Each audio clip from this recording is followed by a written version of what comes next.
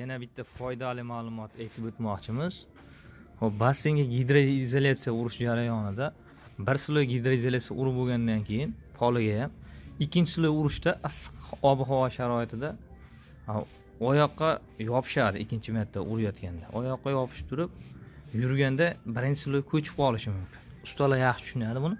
Shuni yangi o'rganayotganlar nima qilsak bo'ladi deganga, mana izolyatsiyani o'zini parashogidan, kukunidan bir qator sepib olib turib, keyin sipirib olinsa, kukunni sipirib ketaveradi. Mana orqasida changi qolaveradi. Chang oyoqqa yopishmaslik vazifasini bajaradi.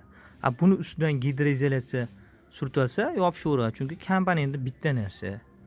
Bu bilmaydiganlarga, biladiganlarga emas, hammaning o'zining usuli bor. Yangi ish boshlagan, o'rganayotgan yoki mustaqil o'zi basseyn qilayotganlar uchun foydali ma'lumot. Ma'lumot foydali bo'lgan bo'lsa, bitta duo qilib qo'yaverasizlar. Like shart emas.